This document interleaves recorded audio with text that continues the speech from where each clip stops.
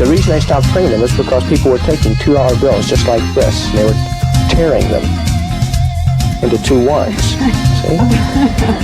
Watch. Just like that. The coin goes inside of the bottle. 1 card, frozen, in the very center of a block of ice. Take the deck. Throw. And 1 card sticks in the center.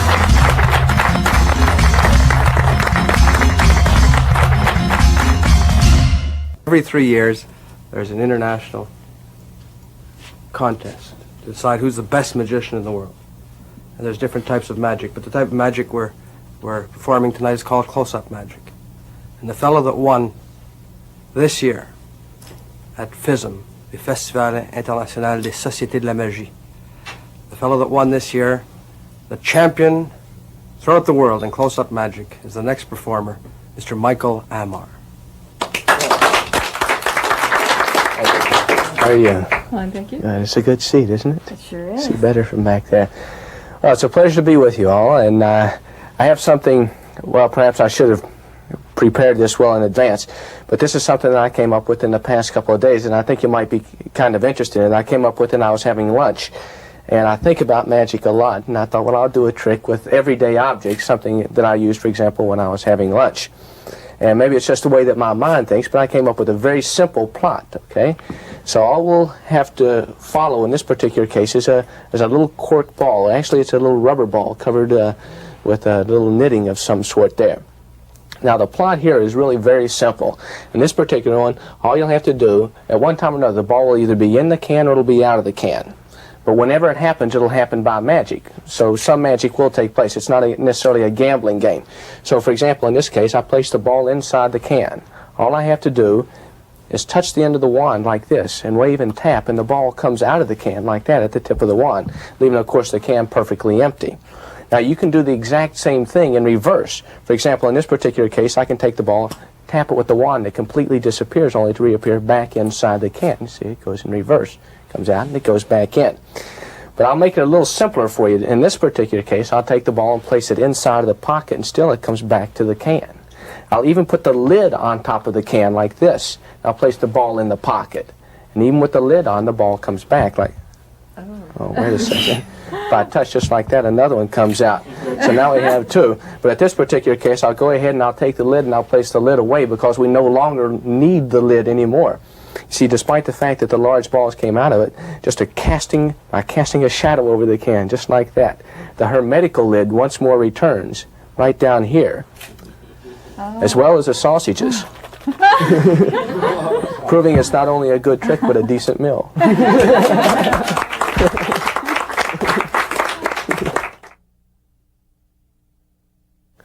Paul Harris established a wonderful idea in one of his books recently, whereby he updated the solid cone aspect for the finish to a chop cup type routine. The solid cone aspect has been around for a while, but Paul developed it into a more natural aspect from the suggestion by Lois Simonoff to begin using a tin can for the routine. This being a very natural object, people see them and handle them every day. Now, the differences that I've made in the routine we'll get into a little bit later. But what you need for this is quite simply a can, as you would get from any grocery store, and you need one of the plastic lids that covers the cans. Okay, it does not necessarily have to be this type of a can, but whatever can you use, it has to be able to have a lid of this type to fit it. To begin the routine, you've got one of the loads in your right pocket and one of the loads in your left pocket, and you only need one little cork ball. Now, in this type of a routine, it's very tempting to try and make the effect very complex and to do a lot of situations where in my hand or in the cup. The interesting thing about this routine is that very quickly you get into the large loads, and at the same time you never are putting your spectators into the situation where they have to guess whether or not they are going to guess whether the ball is in the pocket or in the can or that type of thing, which is very important. The ball is clipped in the right hand, or I'm sorry, in the left hand by the little finger. When I referred to the right hand, it was simply to because I was thinking of the difference between the way this is handled and the way that Paul handled his initial lead-in. In the initial lead-in, Paul came up with the right hand, placed the ball there, and then opened the can. It's a very simple matter in this case to have the ball in the left hand already, and you pick up the can. You show the can, place it into the left hand. Now this tab is going to play an important role on the can right here, or on the lid. You place the ball right underneath the can. You're going to take it off and pull it out and just let the ball fall from the can. Now this implies that the ball was inside the can, and then if anything else were inside the can, it would have fell out at the same time. You don't need to go into any over-proving as to whether or not the can is empty. You simply say, I'll use the little red ball in this particular case. Now, the effect is very simple. All you have to do, or at different times in the routine, the ball is either going to be in the can or it's going to be out of the can.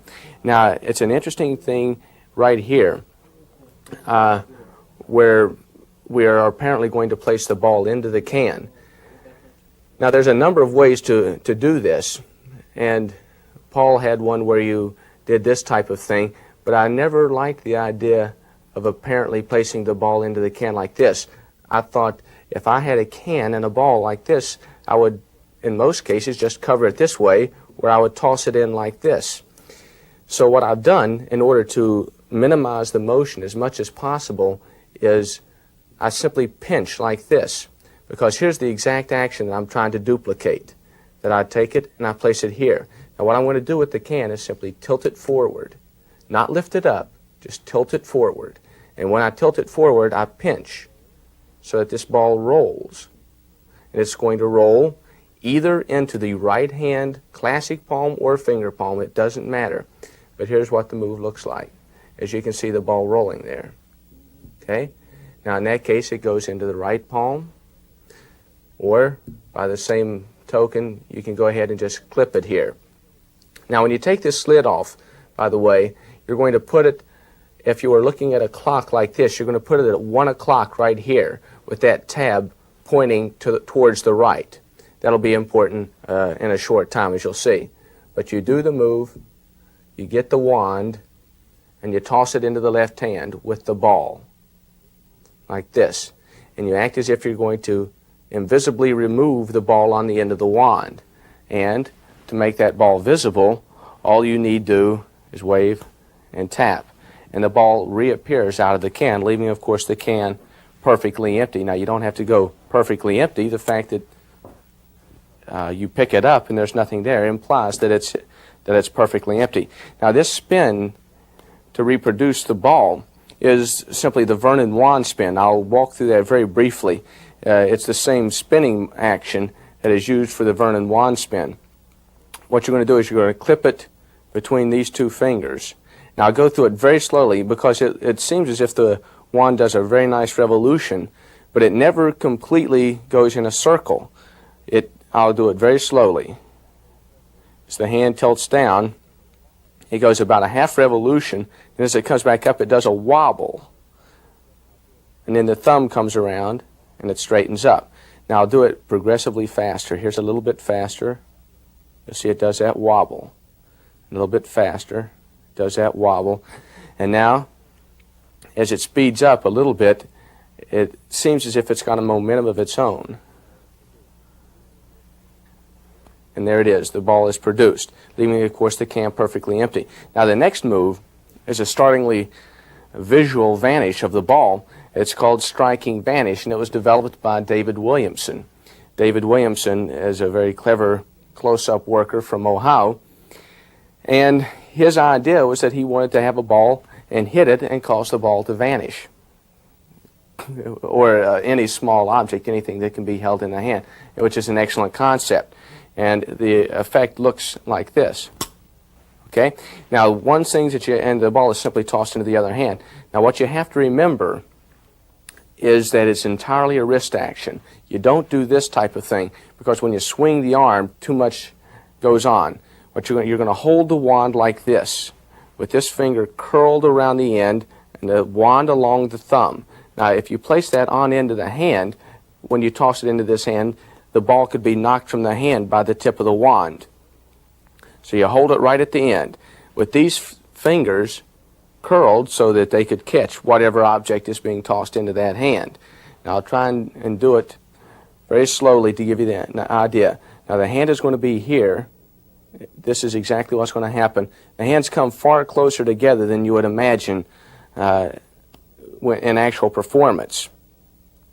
But as you come up, the left hand tosses the ball into the right fingers. It looks like this. Now, it's important to leave that right hand and forearm in the same spot, like this, so that it's a wrist action. So you'll know exactly where you're going to be tossing that to. And the ball disappears completely, like this. You reach in. Now, you've got the ball here, and you simply kick it out to have it appear as if it's come out of the can. In the beginning, I got involved with explaining the pinch, but in the beginning you say it's either going to be in the can or it's going to be out of the can, but whenever it happens, it'll happen by magic. And all you're doing is using this idea where you're going to lift the can up, just act like you've kicked it out by this slip of the can, all right, but which is a very deceptive move. So in the routine, you'll say, boom, this ball vanishes, and when it does, it reappears back inside of the can. Now, you place the wand down, and that's the last time that you'll be using the wand. You'll place, not quite yet. You'll say, this time I'll place the ball into the pocket. You do a fake transfer. The simpler, the better. You can do a French drop if you'd like, but act like as if you've taken the ball and place it into the pocket, where you will, at this time, still the large load, where you reach down and say, in natural rhythm it would be this, but if I place it in my pocket, it still comes back into the can. Now, you just leave your hand naturally at your side, and you don't make an attempt to palm it by any means. You just leave it naturally curled into the fingers, and the hand rests against the body so that kills a great many of the angles that you'd be dealing with. Now, you go right down and place the lid onto the can and show, this time I'll place the lid onto the can, and you take it into the left hand. You just place that ball in the exact position that the small ball was in. The large ball goes there, and you hold the can here.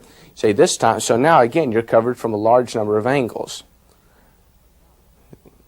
You take the ball, place it into this pocket. Now you'll notice that this tab is to the right.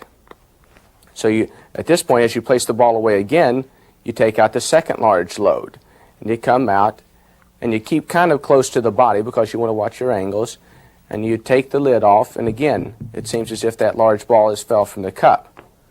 Then you transfer this into the right hand, where the large load is again just behind the can, and you display this ball. You touch again, and it appears as if a second ball has fell from the can.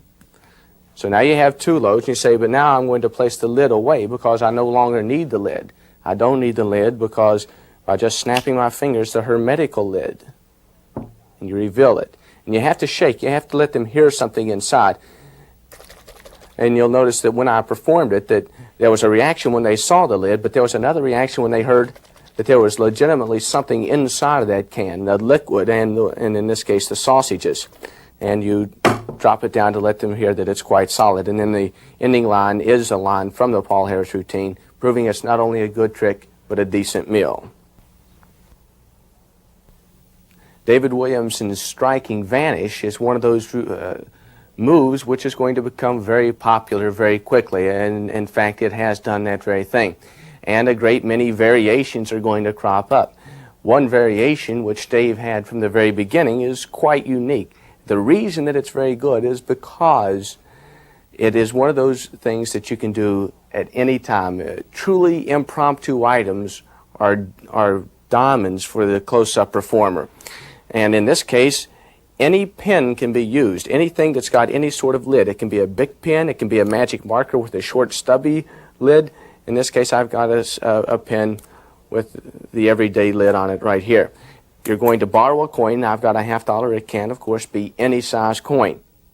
When you're working for someone, you can say to them simply, cup your hands together for me like this.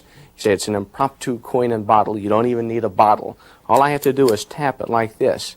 And when I tap, the coin completely disappears. But listen, you hear it inside? See, when I take the lid off, the coin was inside the lid, just like this. Now this is using Dave's striking vanish, and it's the exact same technique. Okay, when they get a close-up of this, I'll turn to one side so that you can see all that takes place. From here, you can see the coin. It's just going to be tossed into the right hand. Now, one thing is important. People try and give this big thing where they'll try and make these lead-in strikes very large. Just draw attention to it. Then you'll do this. This hand curls in. The left hand curls at the wrist. The right hand curls at the wrist. Swings upward at the wrist. Combine the two motions. Apparently the coin has vanished at the striking of the pin. I'll do it again. I'll try and do it very slowly. This is what it looks like. Now that coin just lands in the right hand finger palm. So you take the pin, act as if you hear something inside, take the cap off, and all you do is act as if you shake it from inside of the coin, from inside of the pin cap. Now, there's a way to do this on the repeat, and I'll show you that. You take the coin into the left hand, you go, look, see it disappears. And when it disappears, just a shake like this. And it comes out of the cap. Now, on this repeat, what you're going to do is you simply act as if you take the coin, and all you're doing is letting it pivot down so that you can get it into an edge grip position right here. So you say, I'll do it again. You act as if you take it here, into the left hand, and here's an exposed view.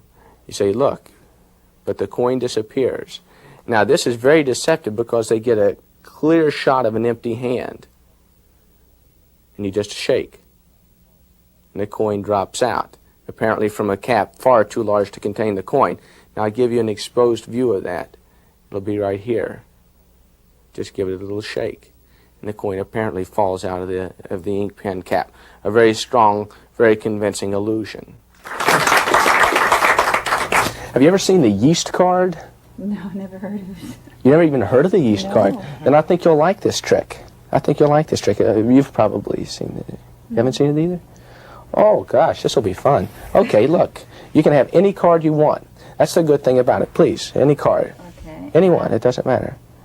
Wait, no, not that one. Oh, No, I'm sorry. Go ahead.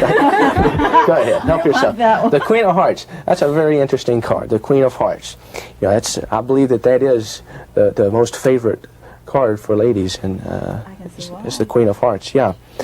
I had a magic marker here a while ago, and that's I formed my own magic. yeah, that's how I got it. Would you sign your name across there, if you would, please? Okay. A number, is it? Well, a number or my name? No, I'm just kidding. Very old joke. And very yes. bad. Now, do you know why that's called the yeast card? Could you imagine why? Because it's obviously going to come up out of the deck, I would say. It rises, right. Yeah. Yeast rises. Yeah. In fact, that's so obvious, I see no reason to do it. No, I'll do it very slowly, in fact. You'll take the Queen of Hearts in this particular case, and we'll place it, I guess, looks like maybe 30 cards down. If I just give it a shake like this, since it's the yeast card, it rises to the top, and it's still got her name signed on the face of it. That's mainly the little shake that does it. But I'll do it again in case you didn't see it that time. You take the Queen of Hearts, you place it, that time it goes even further down in. Just give it a little shake, and it comes back to the top, and it's got your name signed across the face of it. Once more? I'll do it once more. Look, in fact, this time, take it and place it about right there, if you would. Okay? Okay? See, all I have to do is give it a little shake like this, and it comes back to the top. Remember, it's got your name signed across the face of it, which is an important part. A lot of people think I don't actually put it all the way down in, so this time I'm going to take the Queen and place it further than halfway down in. I'll push it close to the bottom. So would it surprise you if it came to the top now? I don't think you put it in there. Because I saw the bottom. No, that's the Queen. Oh, wait. Okay, You don't trust me. I get it. Sure. No, I get it. I've been there before. I know. No.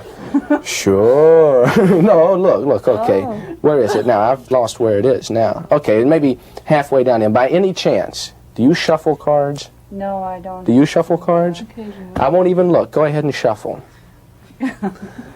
Oh, and where's the glass, by the way? There was a glass here a moment ago. With Okay. your sausages. Okay. Place the glass here and give them one cut. Give them one cut and place them on top of the glass. Now, since she shuffled them, I have to go a little further in terms of getting it to rise to the top. But fortunately, it's the yeast card. And how does yeast rise? Heat. Heat. So we're going to apply a very little bit of heat to this. I'll take it and I'll strike one match like this. And I'll place it right here. And since it is the yeast card, a little bit of heat will cause it to rise to the top. At the count of 3, all I have to do is wave my hand, and then when at 3 it comes to the top. Okay? So here it goes. 1, 2. A couple of weeks ago I was doing this same trick, and a person shuffled it in so much that it didn't have time to, even I had lit 1 or 2 matches and it still didn't come to the top. So okay, the count of 3. 1, 2. Did that go out? Yes. Ooh. Underwhelming, wasn't it? Uh-huh. Okay. 3. Just like that. It is still going, but just barely to where you can't even tell. But that was probably enough heat, just that one match, to cause that card to rise to the top despite the fact that you shuffle it in. If you would, please, show them that the card is in fact on top. Okay, and remember, she had signed it and she shuffled it in. Wow. Good trick. Huh? No, what was on top? This one. No, I'm on the very top. The match? Yeah. Would you open them, please? Oh, no. Is that it? Make sure it's signed. And it's signed right here. Just right. That's it. That's a good trick.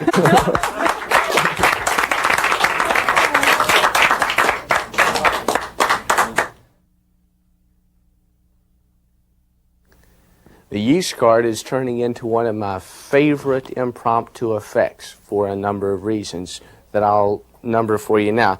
One reason is the fact that one of the most powerful things that you can do in card magic is the simple location of a card, the discovery of a card in an impossible location.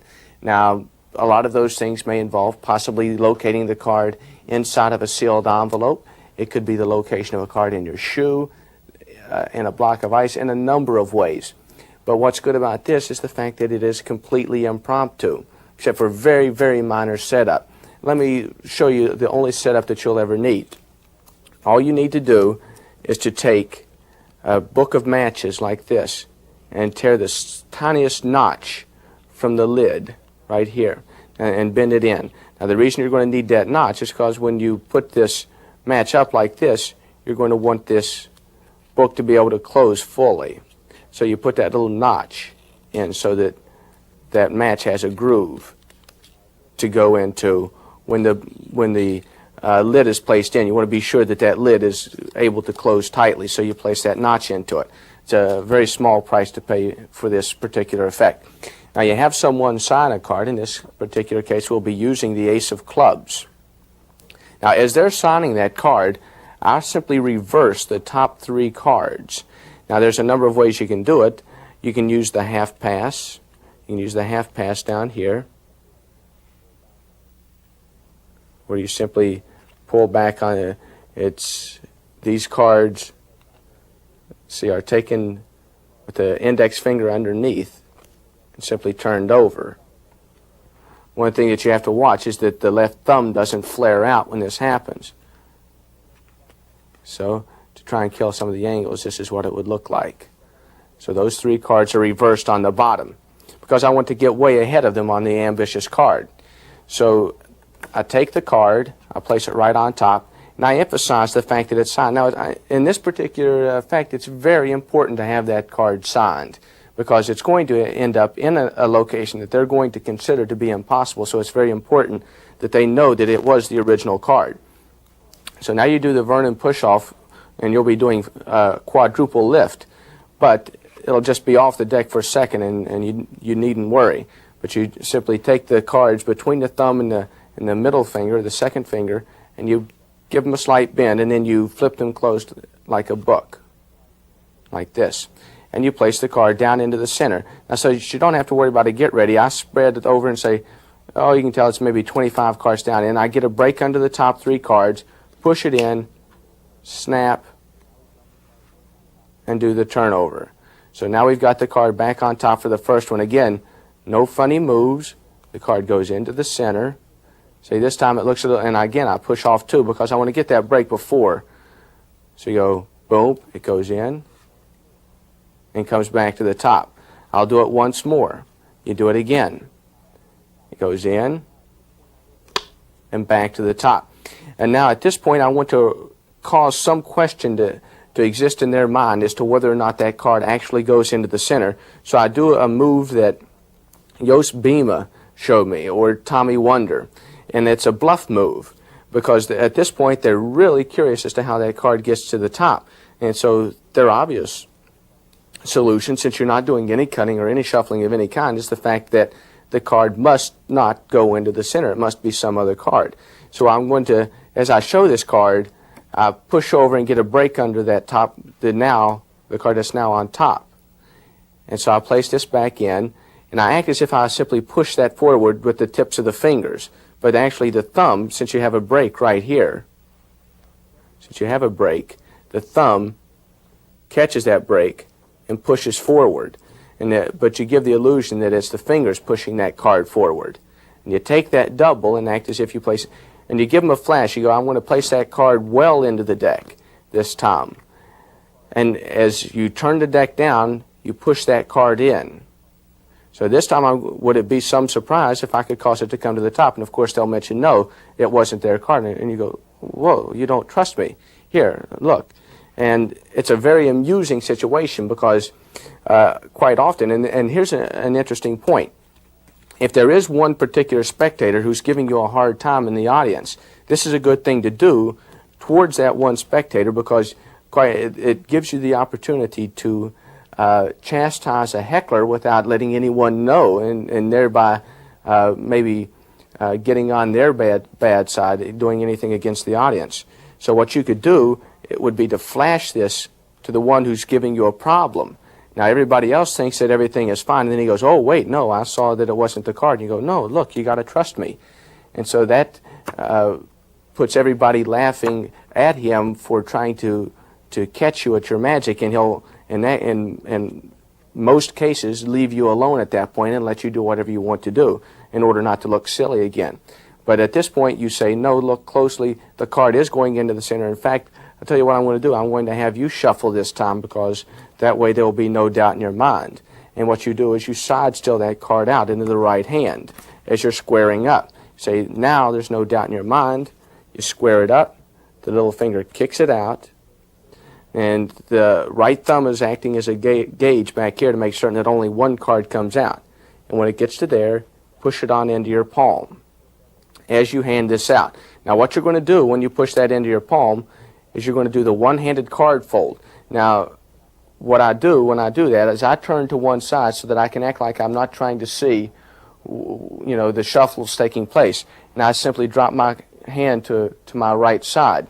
And what takes place here is that you bend down 1/3 as the fingers close in. 1/3. Then the thumb pushes the other third up. So you get, it's now in thirds. Then between the little finger and the index finger, the thumb pushes in. So now it's folded into 6 parts. And you twist it so that it's like an edge grip in the palm, so that the open end is pointing towards the palm, the V is pointing away. So now in the meantime, they are shuffling the deck over here. And you say, okay, now at this point I'd like you to place the cards onto the glass. They place the cards onto the glass. You say, now the yeast card. Now the reason I started calling it the yeast card is because I used to call it the ambitious card, and it didn't relate in their mind. Ambitious, what has that got to do with the card rising to the top? Yeast naturally rises, and if you ask somebody, well, have you seen the yeast card, it gives it a funny name, and they become curious. What does the yeast card do? What does it involve? So that's the reason I started calling it this, and also it gives it some logic. Now what I do here is I open the book of matches very wide, I say this, and I give them a flash if they're interested. They may be very interested in what's going on down here. And whatever you do, don't delay until they're looking, because they should suspect nothing at this point.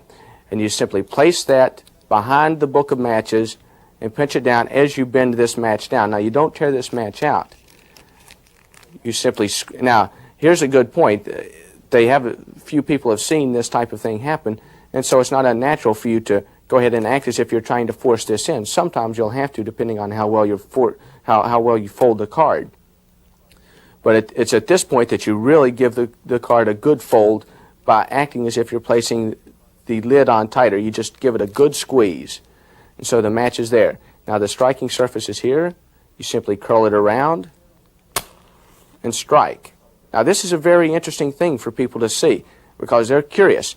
Now don't point the side towards the spectators, because you may not have folded it 100% correctly, so you want to take no chances. You point the ends towards them. But in any case, they're compelled to watch the match because they're curious as to whether or not it's going to burn down, whether it's going to strike the other matches.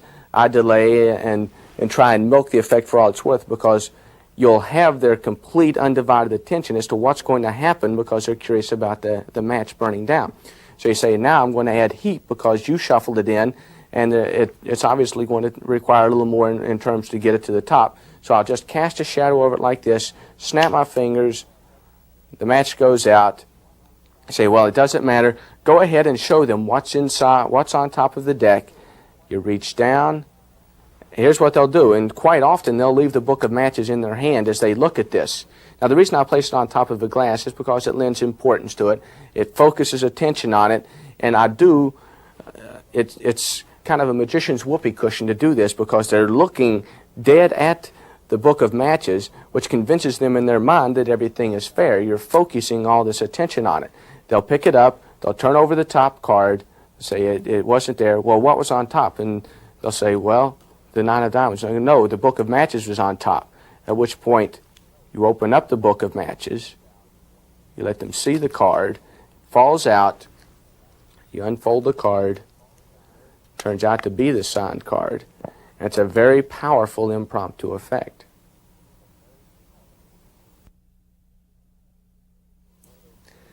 What I'm about to show you is one of those things that I'm delighted to have on my tapes, and it highlights a routine by an outstanding performer whose routine I'm delighted to feature in one of my books, Encore 2. The reason I'm very happy to do it is because it is an improvement on a technique which has been around for magicians for several generations. The Hang Ping Chin move was one of those routines which was outstanding in terms of accomplishing what it did, but it was best for those people who were performing sitting. And I don't need to point out to those people who work professionally that you'll rarely, if ever, be in that situation to perform when you're being paid to perform. So this is an outstanding way to do the Hang Ping Chin while standing up. It is, in my opinion, the single most natural way to do it. It's called the Gallo pitch. It is a move that has been conceived of by Lou Gallo from Buffalo, New York, and his son, Michael Gallo, working with Lou. They've come up with incredible applications for this move. And it's an outstanding piece of magic. It is a quantum leap in terms of coin handling, and it's a move that you'll be hearing a great deal more about in the future, in the near future, because it's a routine, a move, a technique which is going to be written up and described by Richard Kaufman in Richard's Almanac, a monthly magazine that's being distributed by Richard Kaufman. But let me give you a demonstration of the move and a routine that highlights its use very well. In this case, you'll notice on the table we have 6 half dollars, 3 half dollars on each side, and an odd coin in the center. I'll take the coins, 3 in each hand, and I'll take the odd coin in the right hand, like this. Well, there's probably some doubt in your mind because the hands came rather close together. So I'll show you that we quite plainly have 3 coins in the left and 3 coins and the odd coin in the right hand. The 3 coins with the odd coin go into the right hand. The interesting thing is all I need to do is just give a slightest shake like this. And when I do, all of the coins pass from the left hand into the right hand to join the odd coin. But a lot of people become confused as a result of this odd coin. So here's what I'm going to do. I'm going to remove this odd coin and place it away. So now all we'll be dealing with are the 6 coins, the 6 silver coins. Now I'll take the coins like this, but if I do it rather quickly, it casts some suspicion as to what is in the hands, and quite simply we have 3 in the left and 3 in the right. All I have to do is shake my hands, and when I do, 1 coin passes across. That leaves 2 coins in the left hand and, of course, 4 coins in the right hand. I'll do it again. 4 coins in the right hand. Just a shake. And once again, it passes across. That leaves 1 in the left and 3, 4, 5 in the right. One last time. The coins go into the right hand. All I need to do is shake. And the last coin travels across, leaving 1, 2, 3, 4, 5, 6 coins. I'll explain the method and the method for the routine and the technique at the same time. But let me highlight the gallows pitch, which is the most important thing that I'll be talking about right now. There's a teaching aid which Michael Gallo used to help me to learn this particular technique. So here's what I'll do. I'll put an X on the table because here's the situation we'll be working with. Now what's important, I believe, in this technique is that if I'm working at a table, here's the natural height, the natural way my hands would hang. If I'm doing something casual, I would toss things onto the table like this. When you start dealing with the hang ping chin, then you have to lean forward at the waist. You have to slap your hands down like this. And that is somewhat of an awkward position. I would rather be standing casually and dealing with the people in this type of situation and simply tossing things out. In this case, of course, performing the hang ping chin move. Now, what I've got here is an X, and the technique happens simply like this, and I'll explain 1 or 2 of the variations. The left hand simply tosses along this plane, tosses its coins out. Now, and the right hand, of course, would simply toss its out. Now, here's the exact actions that you have to duplicate. A toss here and a toss here along this X. Okay? So, in order to make the move work, you're going to toss here, and with the left hand, come back, and at the same time that you're turning over, cause this coin to go in that line that the coin from the right hand would follow. So you toss it here, and you do it this way. It goes out. As the hand turns over, it follows that plane that the right hand coin would travel on. It doesn't go fully into the hand. It's more like this. As the hand is turned over, it goes in that direction. And as the gallows point out, this move is very versatile because it can be done with the coins either in the finger palm position, which allows the hand to look very relaxed. It can be done in the classic palm position, which can allow those hands to be open like this, or it can be done from the Goshman pinch like this, which can show a full palm empty. And another thing which the gallows are so good at is they work on tables quite a bit as they work in places like the Forks Hotel, where Eddie Fector held reign for so many years. And one technique that they use is this back clip where they can pivot on the tabletop. You know, the back clip normally being a technique where you would not have that freedom to work with people in many different viewing angles. So the technique now, this goes out, and then from the right-hand finger palm, it would just be a toss like this. And it's very deceptive. You go here, like this. Now the right hand has to give this little back and toss. And what you're going to try and do is come a little bit behind the hand and give it a tossing. So it goes here and out in this direction. From the classic palm, it looks like this. The coin goes across. From the Goshman pinch, looks like this. You'd pick it up. Of course, coins go across. So that's the technique for learning the gallo pitch. Now let's describe it with a number of coins. In this case, you could have 3 in each hand. I like to leave those coins simply in a deep finger palm position. Pick up this coin. You throw out 3 here. You just leave them at the fingertips and throw the copper coin with the right hand. And it looks very natural. So you show, and you can show very plainly, 3 and 3, except for the odd coin. 3 coins here, 3 coins and a copper coin here. These, of course, being the coins from the left hand.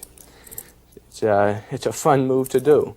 You pick up the coins, you show them. You're going to classic palm 1 of those silver coins for this particular routine. And, of course, all the coins go across. Now, you leave 1 silver coin classic palmed, and you set the others down in an uneven stack, and you show the hand empty. Then you say, well, I'll do it again a little slower, 1 at a time, in fact, only this time I'll get rid of the odd coins so that you're not confused. As you do that, you get rid of the coin that's in classic palm position, leaving you with only 5 coins out. Again, highlighting, in this case, Michael Gallo's wonderful mind. He's an extremely bright person and extremely clever at the things that he develops. And this one is unique because you're not using 1 coin ahead, you're using 1 coin behind. You have only 5 coins here. Now, what you're going to do is take 3 in the left, 2 in the right, and give them some reason to doubt how many so that you can show them again. You go, look, 3 in the left, 3 in the right, and you do the hang ping chin move or the gallo pitch. You do the gallo pitch move. And what's deceptive about this routine is some magicians may suspect perhaps a hang ping chin, but they see 3 coins, they see an empty hand, and already you're responsible for 1 coin having vanished from the left hand, while they see 3 here, and they assume, of course, that there would be 3 here. Classic palm, let them hear the coin fall to give the implication that 1 has gone across. You can do something like this, just don't let them get enough of a flash to count the coins in the right hand, and you throw out 2. Now you're going to hold back 1 in the left and do the pitch with 1 coin. So you toss these, you're going to throw all of those from the right hand, and 4 are in the right hand. And they see, of course, an empty right hand. Classic palm 1 coin, again, squeeze, the coins go across. And here's another beautiful application, again, slightly different than the others that we've covered. Here, it's the count, 1, 2, 3, 4, 5. Now, this again, I can't think of enough superlatives to bestow upon the gallows for the thinking here. The coin, the hand, the right hand, the left hand, you've got 1 coin, and the right hand is going to be simply tossing like this. Now, one thing I want to point out is wherever that coin, they see a coin here. This is great. They see a coin here, and they just assume that it was the one that is pitched out. But wherever that coin lands, that's where you throw the other coins towards, which gives the implication, of course, that it came from the right hand. So the counting sequence will be 1 coin here, and of course 1, 2, 3, 4, 5 coins here, and they see an empty hand. They think, of course, 1 coin must be in the left hand. You squeeze, the left hand is empty. They hear it arrive in the right hand. Now you can demonstrate and put away. You can leave in an uneven stack, or you can do as Michael Gallo does, which is go right into a false count with coins. You say you're leaving us 1, 2, 3, 4, 5, 6 coins. And here all he's doing is a false take on the first one. Simply act as if you're taking the coin, then go 2, 3, 4, and by this time you can hold your hands open. They're really not suspicious. 4, 5, 6 coins. A beautiful routine made all that much better by a beautiful move, the gallo pitch. if you would, take a card. A Jack of Hearts. Well, a mating of the cards. Where'd the magic marker go? You really want that marker, don't you? Okay, I'm going to ask you if you would. Sign that card if you would. It's interesting, we had the Queen of Hearts is the yeast card. The Jack of Hearts is going to perform somewhat of a similar feat. And this, it doesn't matter where, I'll just go like this and insert it anywhere. It really doesn't matter. Okay, now I want everybody to get one last look at it, okay? Now, in this particular case, I'm going to try and mix it as thoroughly as I can into the pack. In fact, I'll shuffle them until you say stop shuffling. Okay. Give them a cut like this. Okay. Right there, you sure? Hey, yes. Yeah. Right. Okay, fine. Now, have you any idea on what makes the difference between magicians and non-magicians? Skill, probably. Not to as great a degree as you'd think. The main thing that is the difference between the magicians and the non-magicians is simply that the magicians know the secrets. Do you understand? And the people who are watching don't know exactly what the secrets are. And in this case, since it's the informal atmosphere that it is, would you like to see one of the secrets, or some of the secrets? Would you like to see? Yeah. I have one with me here. See, there it is. Oh. That's how I spell it. No, here. I'll show you what's inside. Can you see? Yeah. Okay, do you know what that is? Looks like an elastic band. And you? It's a variable tension gripper. If you'll take it out for me, please. Okay, in a lot of cases I'll have two and I'll give them a choice, but in this case we just have one, but it is a very good one. Okay? Now I'm going to completely encircle the deck with this rubber band. Does the cameraman have any idea what's coming next? Okay, so I guess it won't really matter at this particular point. For those who are watching, I'm going to ask you for the meantime to direct your attention towards the ceiling. The deck is entirely... Boy, you don't trust me. She doesn't take her eyes off. Look down here. Oh, no. No. Watch very closely. All I have to do is very slowly take the deck and throw. Oh, isn't that neat? And one card sticks to the ceiling. Has my name on it.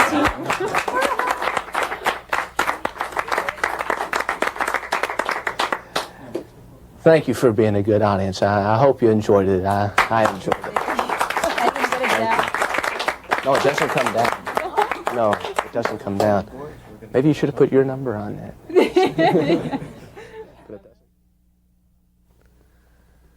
The card on the ceiling is, without a doubt, one of my very favorite tricks in magic, period.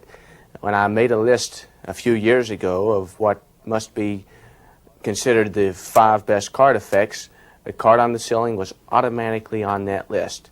And it may be, for a number of considerations, it may be the best card trick that you can do. Now, I'll justify that statement by simply saying that in almost all the tricks that I can think of in magic, the instant that the effect happens is when the effect is its strongest.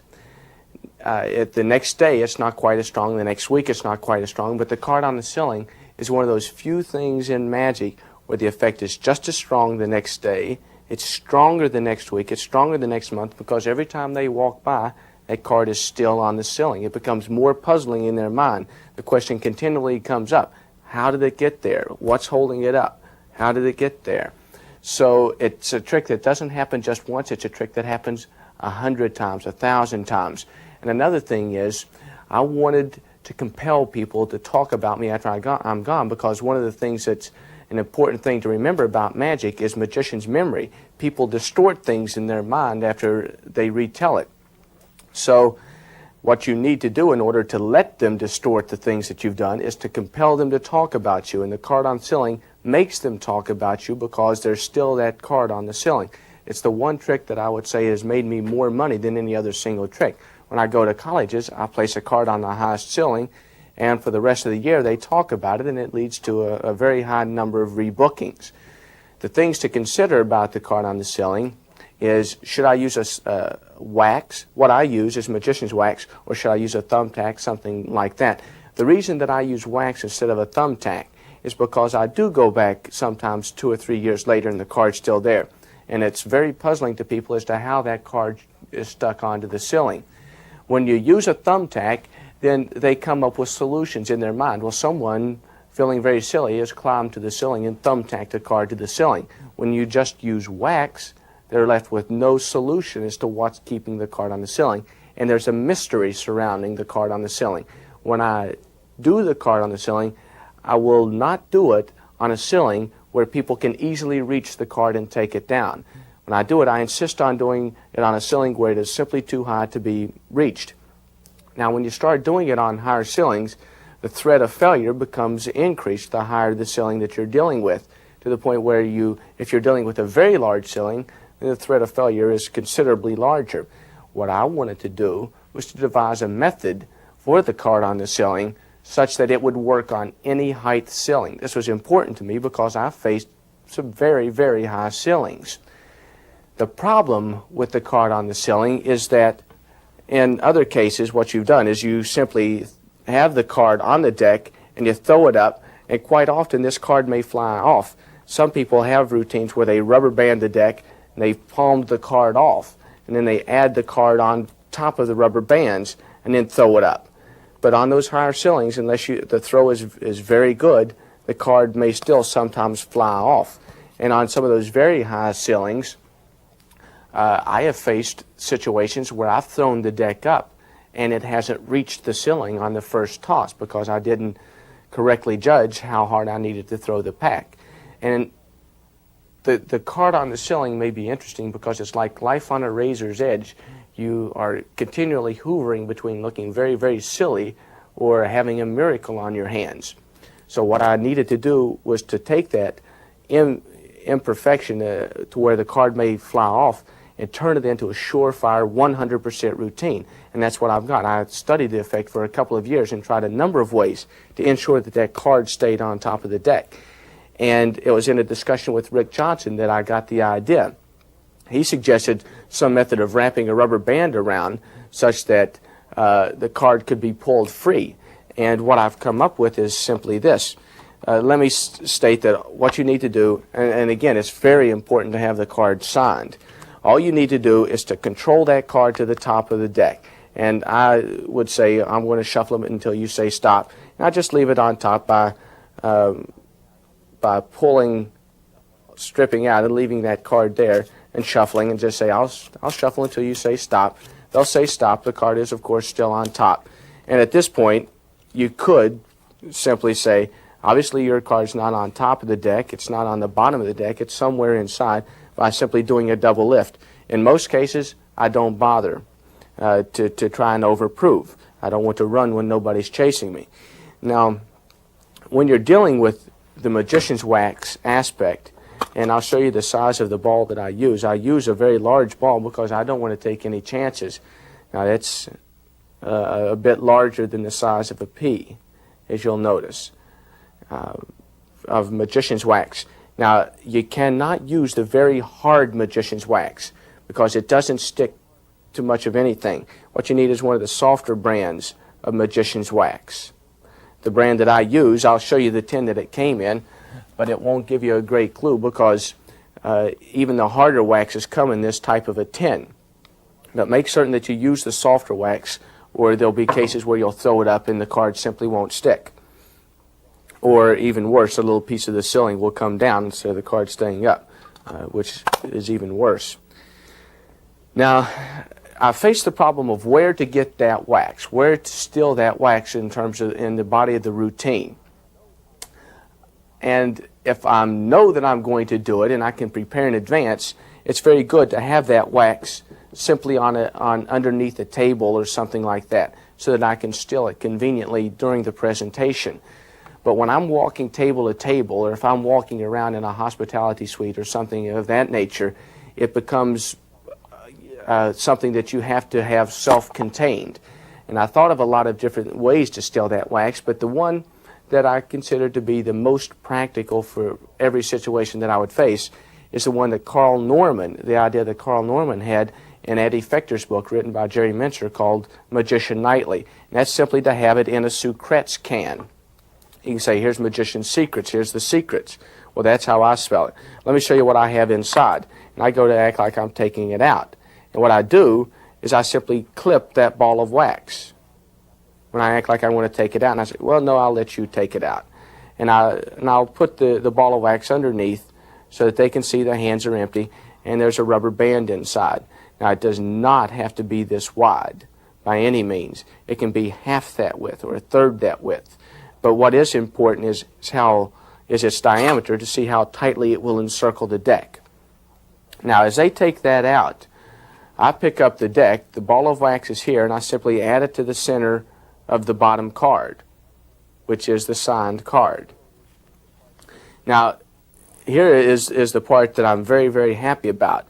It's the fact that you do get to completely encircle the deck with the rubber band and show the fact that the deck is encircled in the rubber band. Now, here's an added touch. If you are able, now you have to be careful not to move your hand because the wax is there. Now, if you're able to show, or if you're able to steal that wax from the table or from a chair, then you can show even more of the deck. Let's assume that I haven't done that.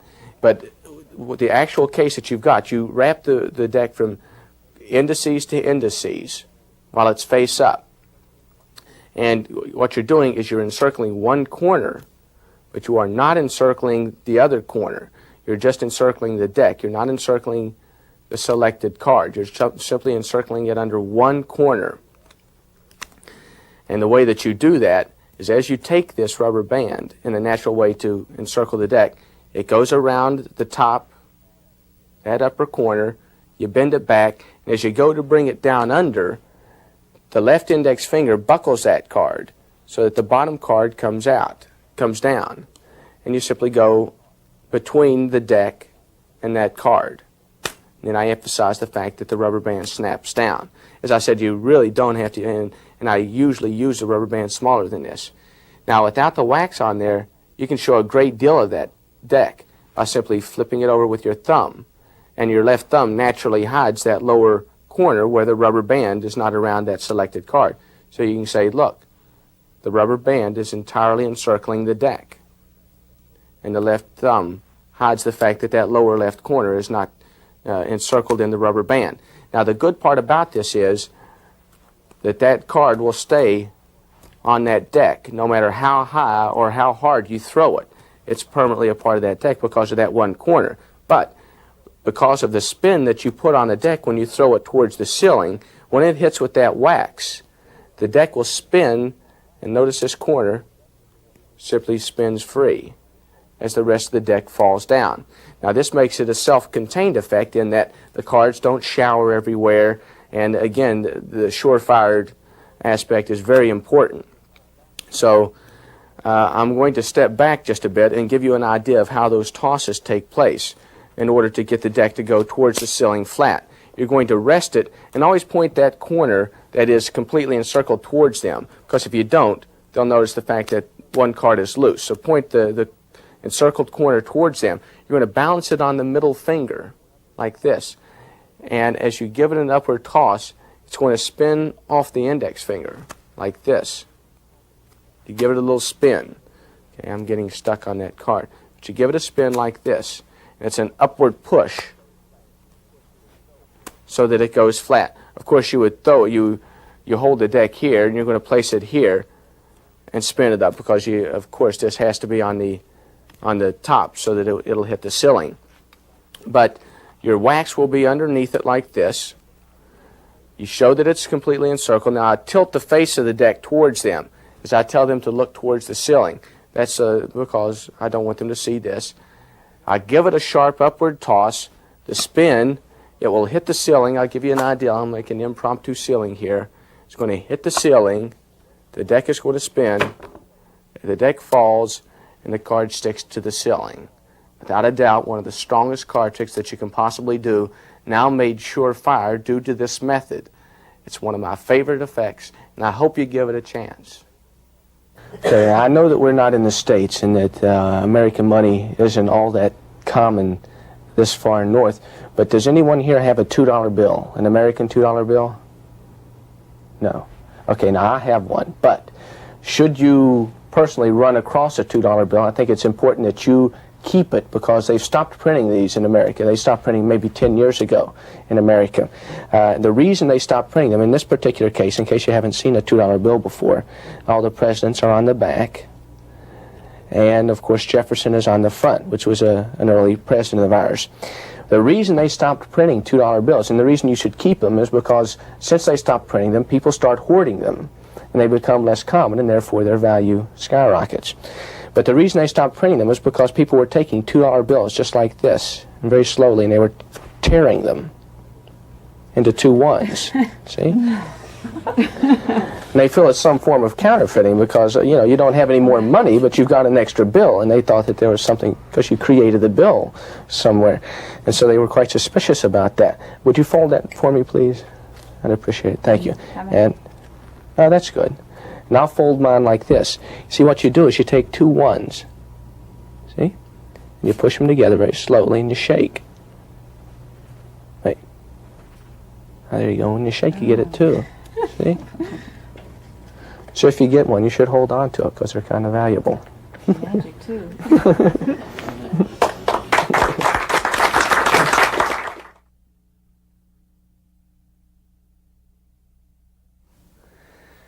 Tearing a 2 into 2 ones is a startlingly visual effect.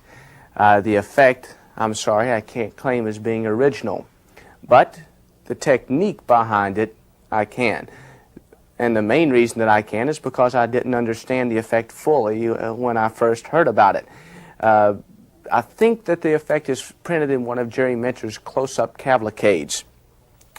But the effect is different in that they show a 2 and they fold it up, they cast a shadow over it, and then they unfold it, and it's 2 ones.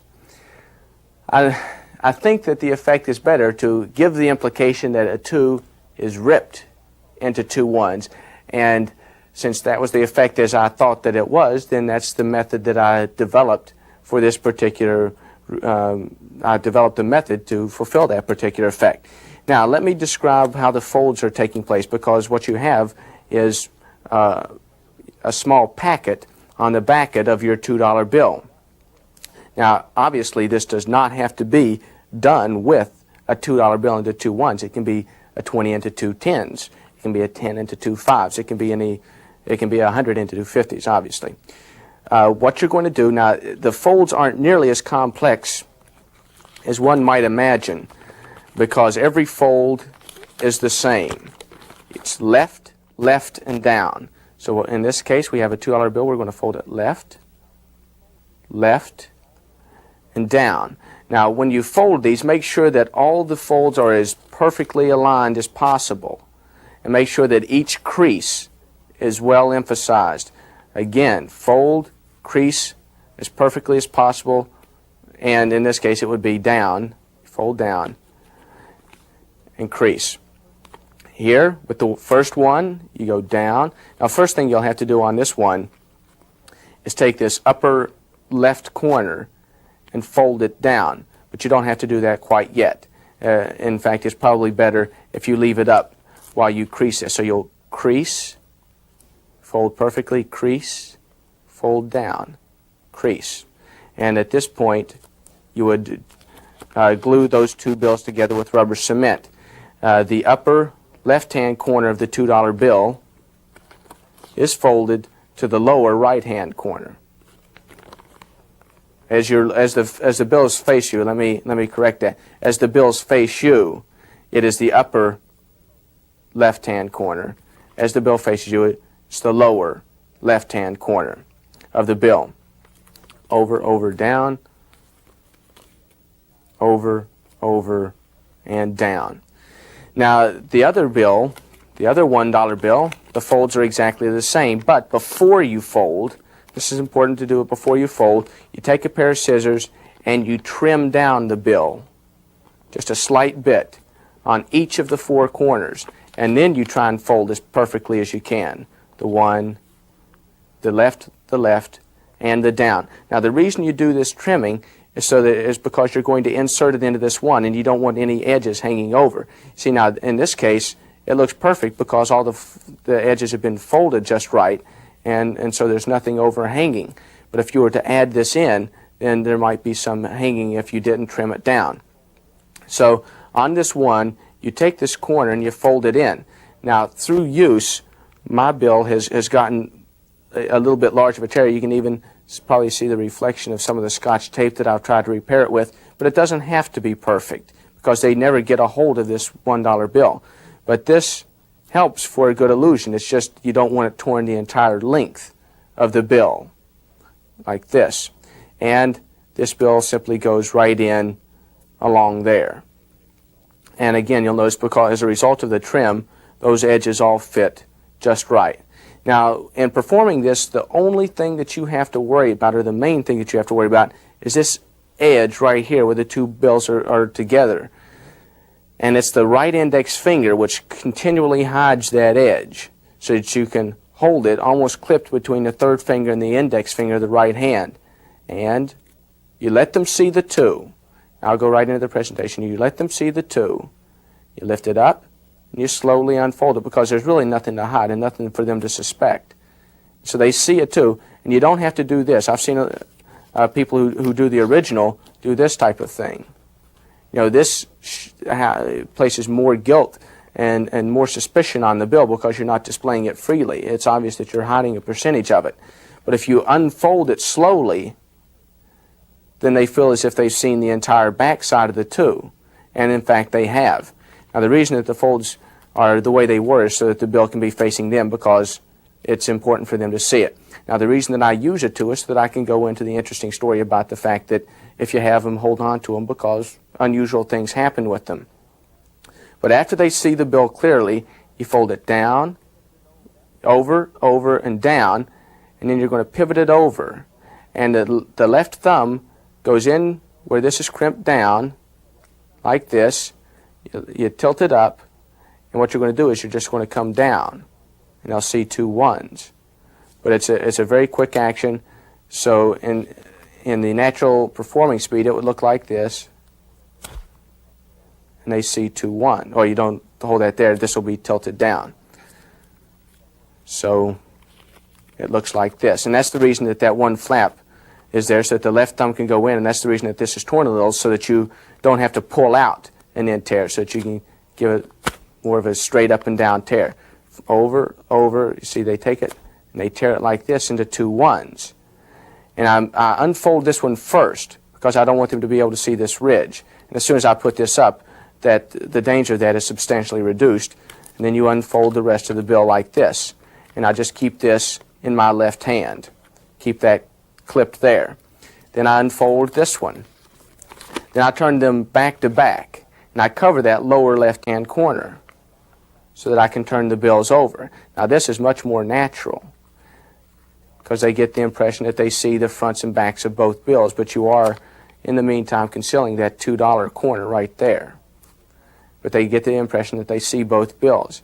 And then you say, well, here, take this one and fold it up along its creases. They'll fold it up, as you're folding yours up, and this is a very pretty part. You say, in order to restore it, all you do, now again, the 2 is simply here, all you do is push it together, slowly push it together.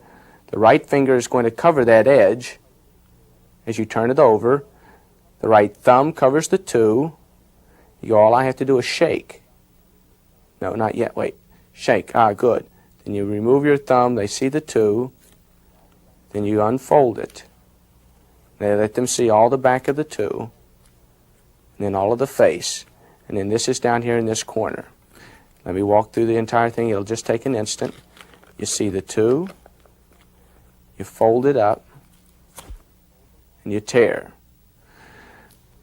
You unfold the 1s. They see 2 1s.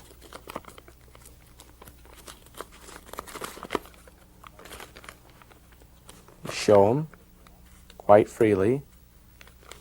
Fold this one up. He folds this one up. Fold this one up. Insert them together, but all I have to do is shake. And when I do, it changes back into the 2. One of my favorite card effects is the ambitious card trick. If I had to name the card tricks that made the greatest impression on laymen, I think I'd have to select both the ambitious card and the rising cards. Two absolutely great effects. But now, the ambitious card trick should be done with a sign card. You can start off by having the deck cut and having the card signed, because if you don't have that card signed, they're going to think, well, maybe there were 4 or 5 jacks in the deck. So at the beginning, have that card signed by a spectator, and let me just make some mark here on the card. So you can see, I think that's very important for the ambitious card trick. I use a very simple little sequence. Let me show it to you. I say, look, here is your card. I put it into the deck. Snap my fingers, press the button, and here it is, your signed card. Let me do that just one more time. Look, I'll take your card, put it into the deck, square up the pack very slowly, snap my fingers, press the button, and here it is, back on top. This time I'm going to do this, but on the count of 3, watch closely. Watch closely. On the count of 3, here's your card. On the count of 3, 1, 2, 3, your card comes back to the top. Now, I've been cheating. You see, all these cards have similar backs. When they have similar backs, as well as that your card has a similar back, you can't tell the moment your card shows up. But if I were to take the top card and turn it face up, put your card face up into this deck of cards, you can see your card is not on top. You can see it's face up. You can see, as a matter of fact, you can see it coming in right here. So this is very fair, don't you agree? And yet by turning it over, snapping my fingers and taking off that first card, your card comes back to the top. Now look, if I take your card, place it here on top, and you're following this very closely, I hope. Here is your card, the 7 of diamonds, signed. I put it right into the deck. I just can't seem to get rid of it, because even though I push it into the deck, snap my fingers, press the button, here is your card. And yet, even if I make the deck vanish, your card, I just can't get rid of. Let's go over that briefly. The deck vanish, of course, now you're watching this with all the heat on, but the deck is simply lapped. Nobody's expecting it. The trick's over here. You've just shown the card back. And as you come up and get this cover, the deck is lapped. Let me also show you some other ideas behind this, some double lifts. The double lift I was using was this one. I get a break in the following way. When I put the deck into the hand, I count up with my thumb. That's quite incorrect. It looks like I count up with my thumb, but my left hand lowers. It is better, instead of moving up with the right to get the double, to move down with the left. The minute you get 2, you leave it go and you hold it here. Every time I get a break, I use the professor's theory of delayed action. I always move the deck around as I'm talking. Now when I do this diabolical double, I come over between the thumb and second finger, bring the card over to the left, the double card. Now when I turn it over back here. I turn over my double back, and then I slide. These 2 cards will slide as one. So they sign this card, let's say it's the Queen of Hearts. They sign it. Now I'll do this again. Slide, put it into the deck, snap my fingers, press the button. I'm establishing a movement here, this press the button. Turn the card over, and it's back. During that slight cover, I've thumbed off the top card and got a break. Now I'm getting a whole break all along the inner edge. Now I do the famous tilt illusion. First of all, I do this little ballyhoo of pushing some cards out from the middle. Then really I put it second from the top. But because of the tilt illusion, it looks like it's going into the middle of the deck. Push it in. As I square up, I let the top card fall flat. And then I get a break under 2. Snap my fingers, press the button. Now I did a double lift here, which is my adaptation of a Harry Lorraine move. You can do it with only one finger. Press the button. As you move over here, the little finger presses. The little finger presses, and you can pick up that double with just one finger and turn it over. So it's back to the top the second time. This time I say on the count of 3, this is just, I think, a pretty presentation. You put the card into the lower half. The real card is here. As I pick up the top half, I get a thumb break above the selected card, and I say on the count of 3, so on 1 I push in, on 2 I drop, and on 3 I snap over the top card. So it's 1, 2, 3, and the card is back. Now I went into all this nonsense about the backs being the same, but the idea behind that was to get one card jogged out the back in the middle. So I just jogged out the bottom card, and then I cut the pack, as I'm talking about all backs. There are easier ways to get into this. This is a surefire way. I close it all. Then I say, you see, even your card has a back, and as I turn over the hand, I move this back to hide my jog card sticking out here in the middle. Then I say, I'm going to turn the top card over. I turn it right over into a tilt position. So now the situation is I have one card jogged out here. Let me exaggerate that. One card ready for the tilt. I put the selected card in face up, push it with my forefinger until it lines up with the jog card. And now by pressing a bit with the thumb here in the front and giving a push, I don't know if the camera can see that, but if you were sitting in front of me, when I pushed, a card came out the front, right here in the middle, really selling the idea that card's going in the middle. Press it all in, do a double turnover, and it's back on top. Then I used Tom Ellis's Super Rise, one of the best moves ever invented, which is very popular today. Everybody's using it, but that doesn't stop me from using it because I think it's so good. You get a break below the bottom card. The selected card is on top. You swing cut the top half here, push that card, top card forward, and as you turn over the hand, you really steal the bottom card that you had a break over. Just steal it. Now the situation is you've got a card above the selected card, but they don't know it. Press in with the forefinger. You almost get a retention of vision there. Put that into the middle of the right-hand cards. Break with the left thumb. Put those right in the middle. Put them in. And show the queen. I then went into the deck vanish.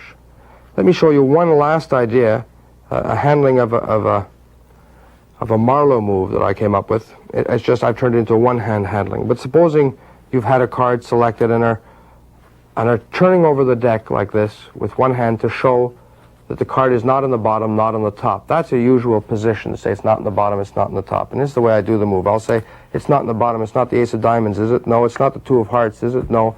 But really the selected card, the 2 of clubs, was on the top all along. It's just a double break, whereas Marlowe did this with 2 hands. I found it can be done with 1 hand.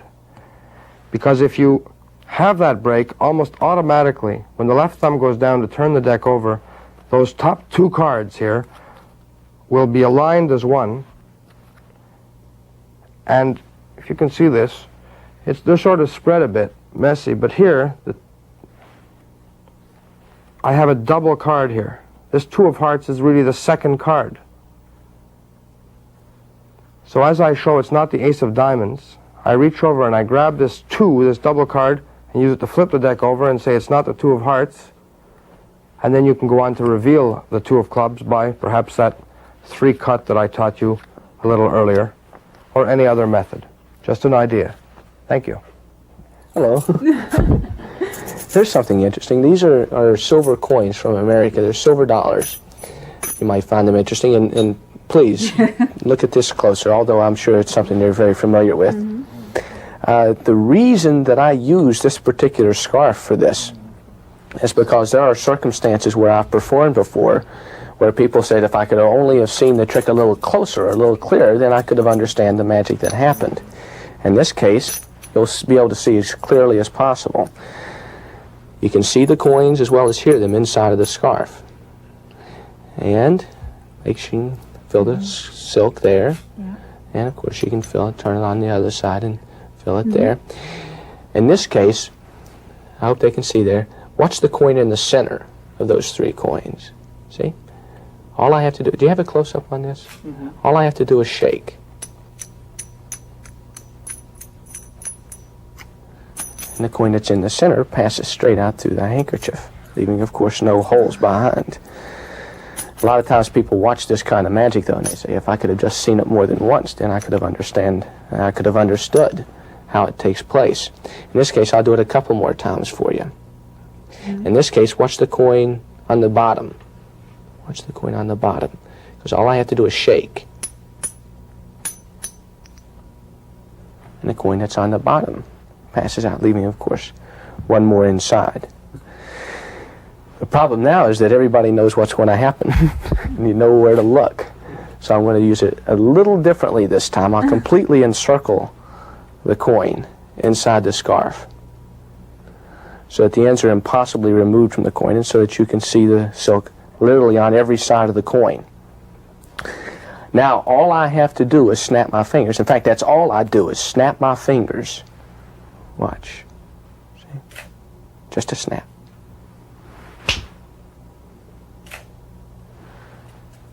I didn't say anything would happen. I just said I snap my fingers.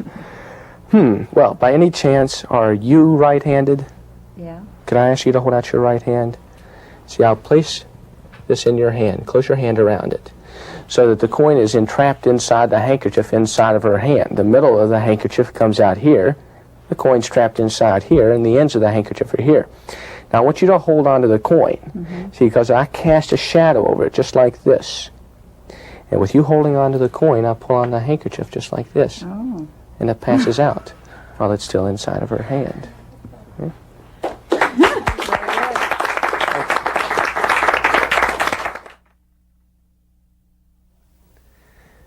Here's an idea that I'm very proud of. It's an idea that I'm truly surprised that others haven't stumbled onto, and it's quite probable that some have stumbled onto the application.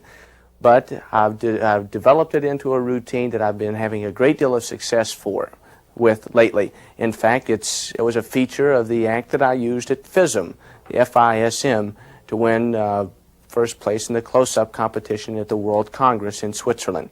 Now, we make use of a totally unprepared scarf. It's a scarf that you may find in a number of stores, or a wife or a girlfriend may have one. It has interesting properties in that a coin placed underneath this handkerchief looks the same whether it's under one layer of this scarf or if it's under two layers of the scarf. It looks absolutely the same whether it's under one or two layers. Now, with this thought in mind, I decided to develop the ultimate coin penetration. Now, there have been penetrations of coins through the silks before. I'm most notably reminded of one that was in Harry Lorraine's Apocalypse called no, it wasn't Slippery Silver. I forget exactly what it was called, but it was in Harry Lorraine's Apocalypse last year. Coins through the handkerchief, nothing like this one, of course. And Larry Jennings has a wonderful application of the coins through the silk, through a silk scarf that's held by two people in their outstretched hands. It's excellent for walking around in hospitality suites.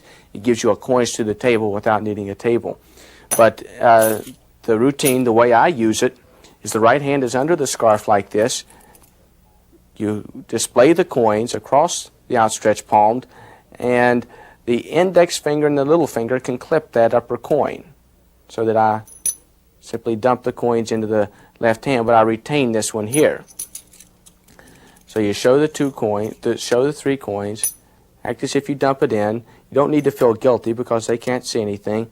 Come back and cover the coins. Now the coin is on the right fingers. You're simply going to toss these onto the coin in the right hand, where you can immediately display because all three coins look exactly the same.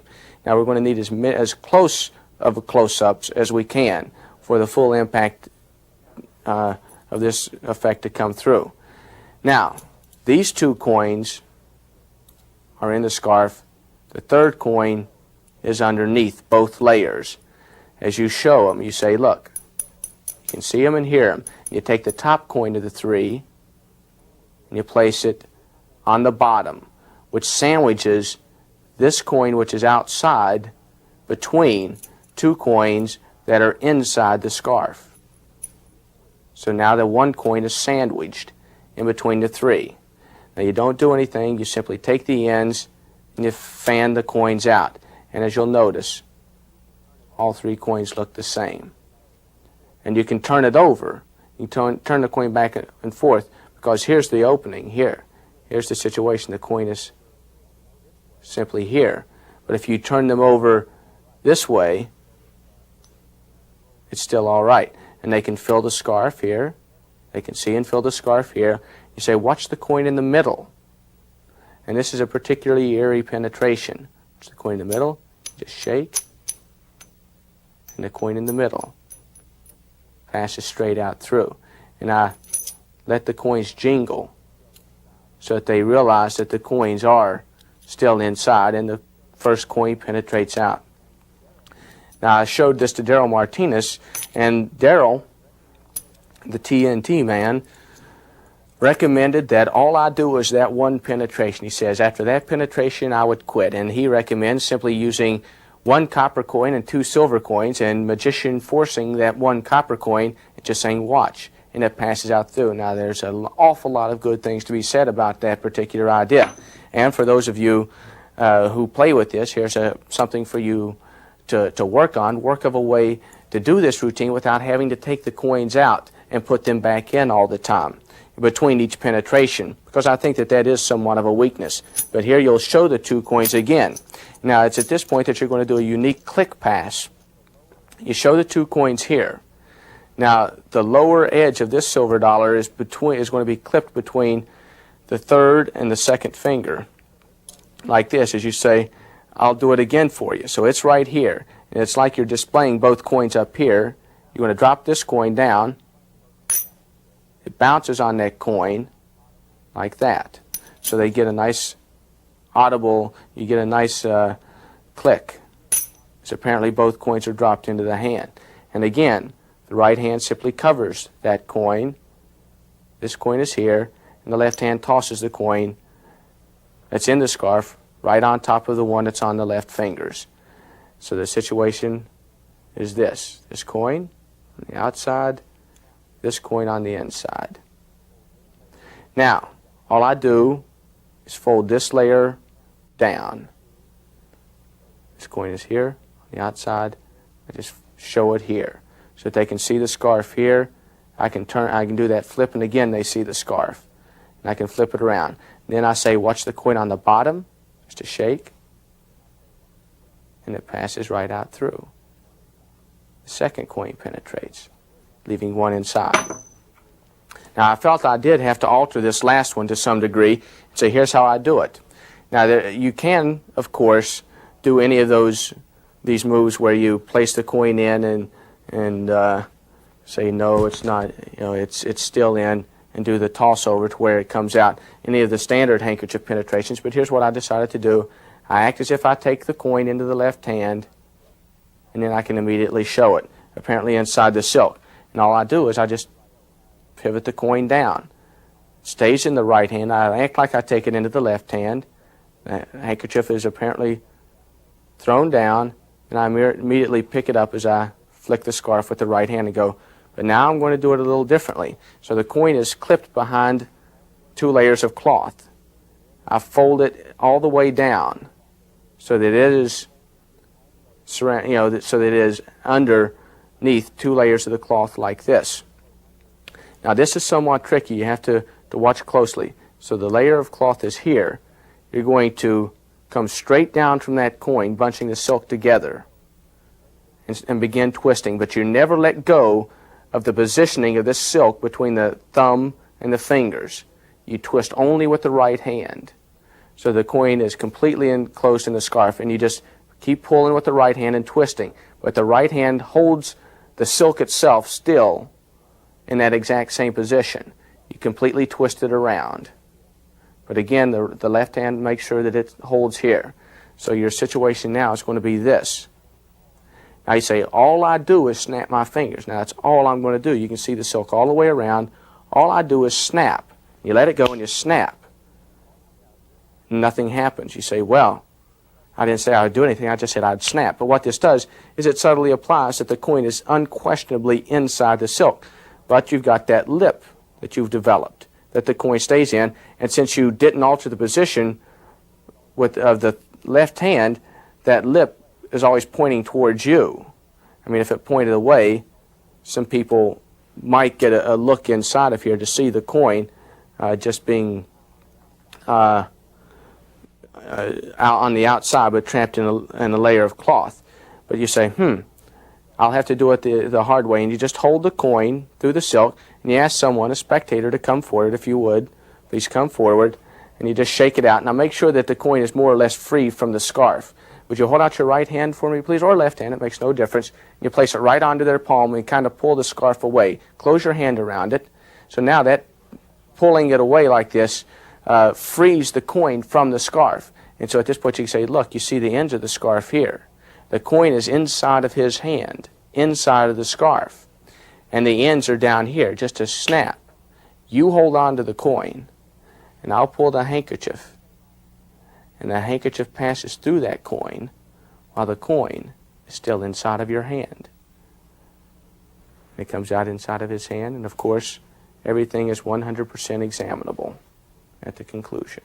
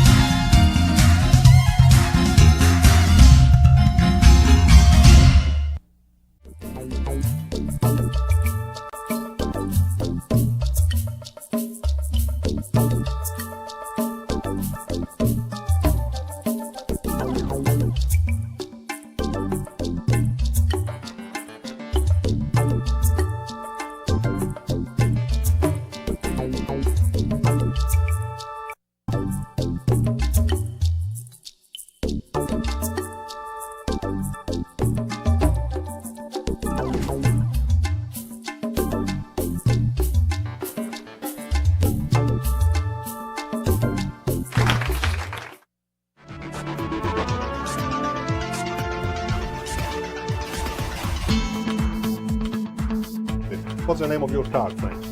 Five of clubs. Five of clubs. Watch. Oh, yes, it is. A five.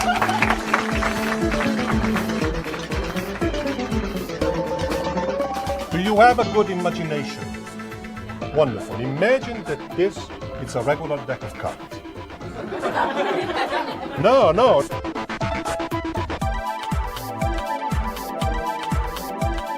Ends of the rope, middle of the rope, and ring. Nothing happened yet.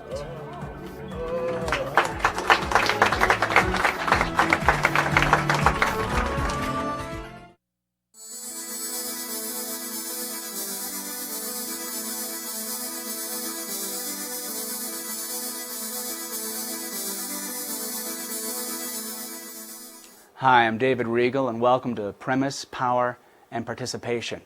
This series is really about the other real work. By that I mean, well, when we talk about the real work, more often than not we're talking about the technical demands, the technique needed to perform an effect in magic. The other real work is the presentation of the effect. Once you've reached a certain level of technical proficiency and you're as good as the other guy, what's going to separate your performance from his? The way you present the magic. But it's not often explored, maybe because it seems kind of overwhelming. Where do you start? Well, I'm suggesting you start with premise, power, and participation. As good a place as any to start evaluating what your objectives are in your magic and how to achieve those objectives. Objectives which, by the way, will probably be different from mine because we're different people. I hope you find lots of tricks you enjoy in these volumes. I hope you find lots of presentations you can use. But more important, I hope you discover a pathway to better achieve what you want to achieve with your magic. Premise, power, and participation are certainly not mutually exclusive, but for our purposes, we're going to deal with one element in each volume of this series. For this volume, I've selected effects and routine effects so we can best take a look at premise.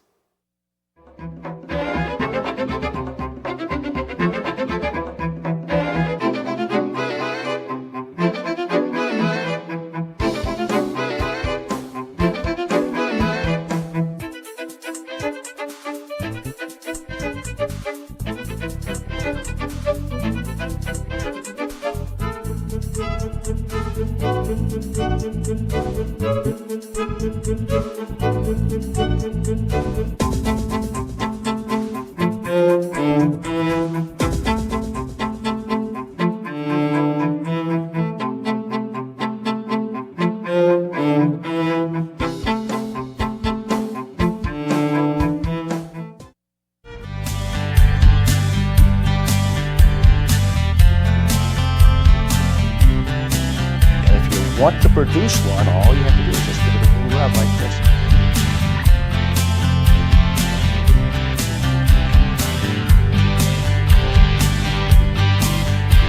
Cards, as I'm sure you know, are for making business, and business is for making money.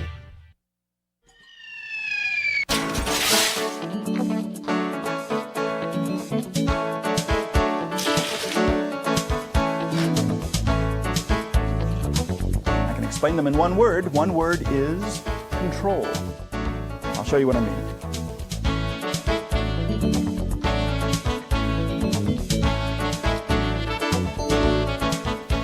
The ambitious card. It's a classic in card magic for a very, very good reason. Well, for many good reasons. First of all, the effect is extremely easy to understand and easy to follow. It transcends the language barrier. Anybody from anywhere in the world could understand if you place a card in the middle of the deck and a moment later it's up on top. It must have happened by magic. That's a good thing. Another thing about the ambitious card is that it's extremely versatile. You can do it for one person. You can do it for an audience of 100 people. You can do it up close. You can do it completely surrounded. You can do it table to table in a restaurant or in a bar situation or strolling magic at a cocktail party. You can make the routine as long or as short as you wish.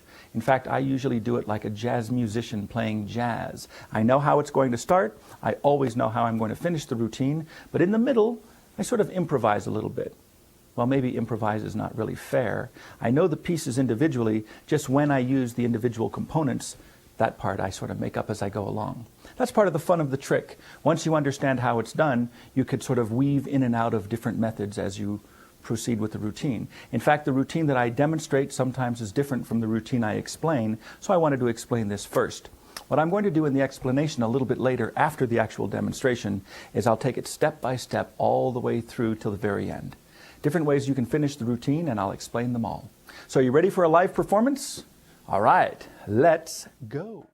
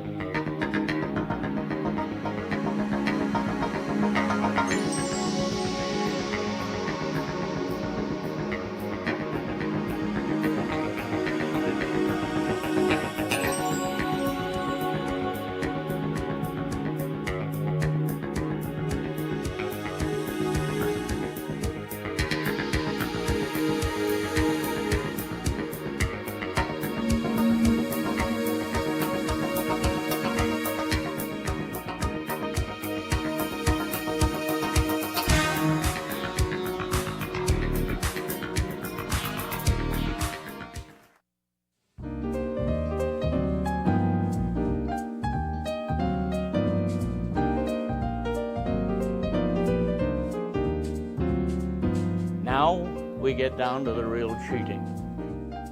Cut the deck.